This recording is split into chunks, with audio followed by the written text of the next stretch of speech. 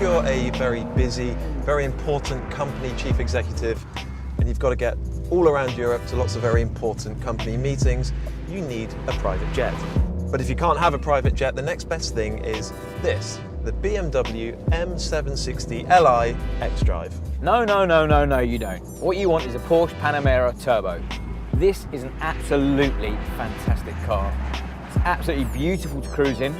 It's got an amazing turn of speed. It's beautifully finished. I don't know of any car in production today that feels as solid and well put together as this. Right now, my mate Mauro is telling you that I'm wrong that you need a Porsche Panamera Turbo instead. Utter nonsense.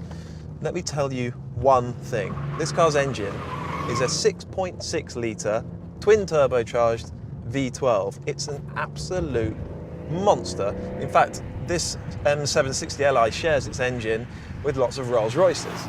Let me start with this absolutely monstrous engine. It's a 4 litre twin turbo V8. Puts out 550 horsepower and 770 Newton meters of torque. Porsche claim it will do 0 to 60 in 3.6 seconds and 100, get this, 8.1. So the M760Li is not a full M car, it's an M performance car, so it's that kind of second tier M car. But nonetheless, this is 0 to 62 in 3.7 seconds, BMW say. Until the new M5 actually arrives, this is the fastest accelerating BMW ever. It's also the most powerful production BMW of all time as well. Transmission, 4-wheel drive, 8-speed PDK gearbox. It works seamlessly. It's one of the best out there. It's got so much grip. The 4-wheel drive system is so clever. That front end is just so grippy. I don't think there's ever a situation on a normal road where where you've got any excuse for it losing grip. Perhaps the most amazing thing about it though is that despite that 2.2 ton curb weight, despite it being longer than a football pitch, when you flick it into sport mode, it's really good to drive. It's got body control. Given that there's a massive 6.6 litre V12 up front, it does get into a corner, and with 4-wheel drive, it's got massive traction. So you just foot down and ping and away it goes. Nice little winding road. Dynamically, so this is a 2-ton car. This is not a light kind of sports car. Double wishbone front, multi-link rear. It rides fantastically. It's a big car. It manages the bumps really nicely.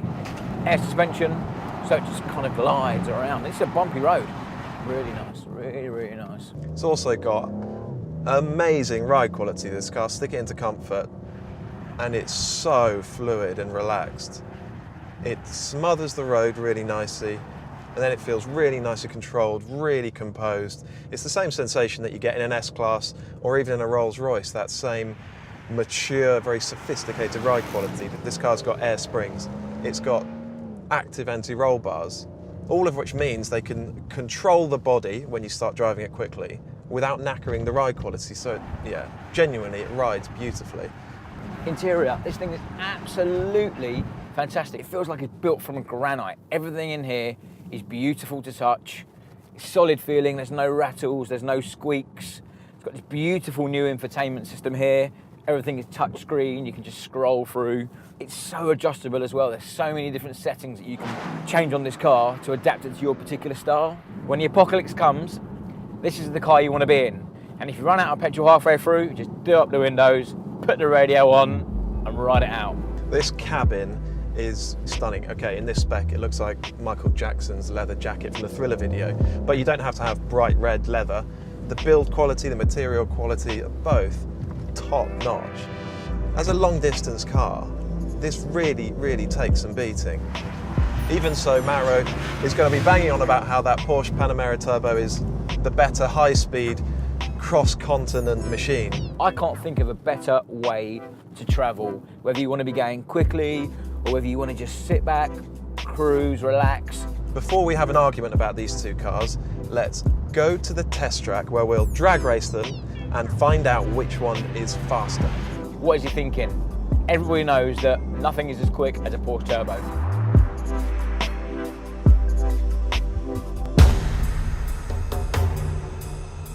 Clash of the Titans, this. Two monstrous, big executive cars, massive power. Drag race time. That thing's got a monster V12 in it. Porsche have downsized this engine. This has got a 4 litre twin turbo V8. I've got more power, 600 horsepower compared to his 550 or so. I've also got a little bit more weight, though. We've both got four-wheel drive. I think, though, his car might be a bit quicker. He's looking at me. He looks nervous. This is an absolute monster. 0 to 60, 3.6 seconds. 0 to 100, 8.1. Basically, Dan does not stand a chance. This car is 3.7 seconds to 62 miles an hour. So on paper, I'm sure that Porsche is going to be quicker. So Porsche got the easiest launch control to activate. You literally put your left foot on the brake, make sure the gearbox is in auto, nail the throttle. When you're ready, off the brake, away you go.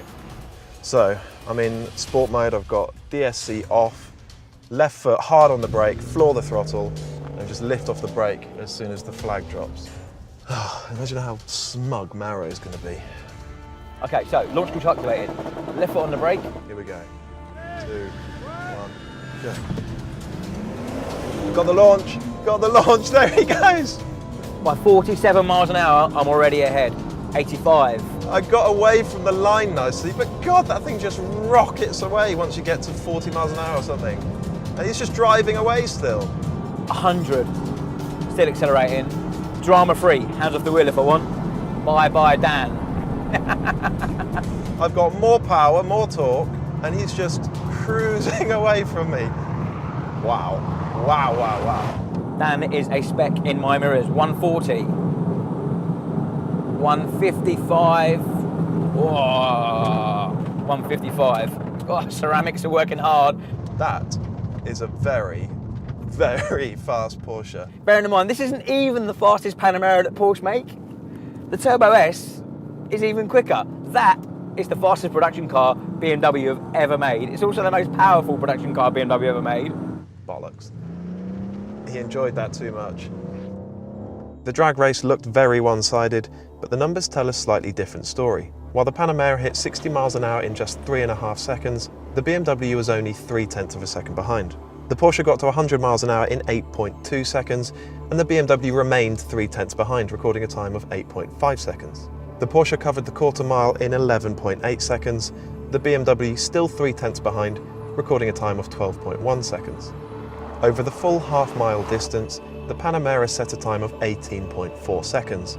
The BMW was still 0.3 seconds behind as it crossed the finish line, with a time of 18.7 seconds. It may have looked like a convincing win for the Panamera, but in fact, the 7 Series was right behind it.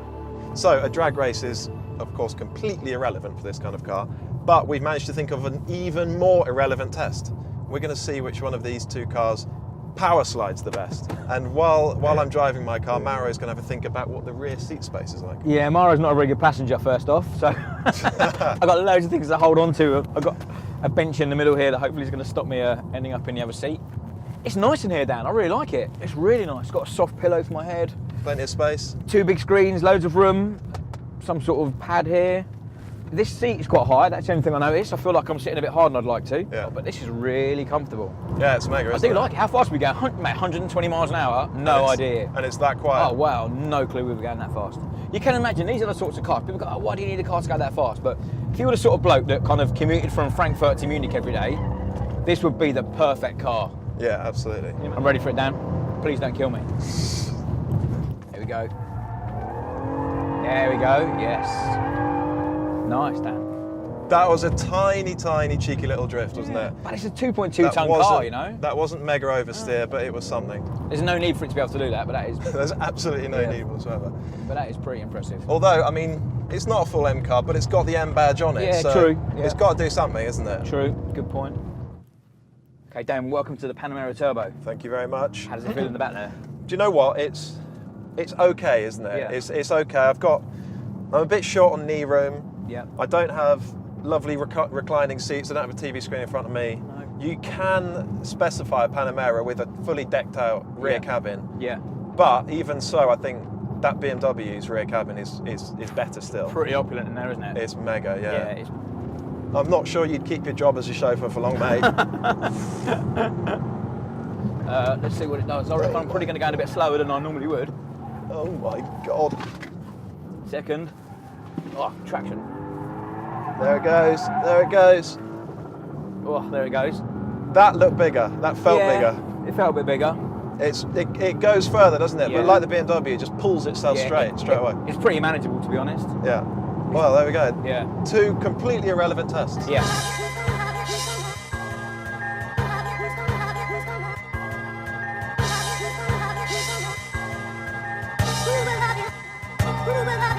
So what do you reckon, mate? I think we've covered all the important ground, drag racing, drifting, the whole lot. Well, you know what? If I'd spent £130,000 on a car and that's what this thing cost with its options, I would want to know it could do more than just sit on a motorway at 70 miles an hour. So I think it was a day well spent. And I think spending a couple of hours on the airfield today proved a point. It showed us that Yep. the Panamera, despite being less powerful than the BMW, is quicker. Yep. And also, when you're really up them, when you're really driving them hard, Yep.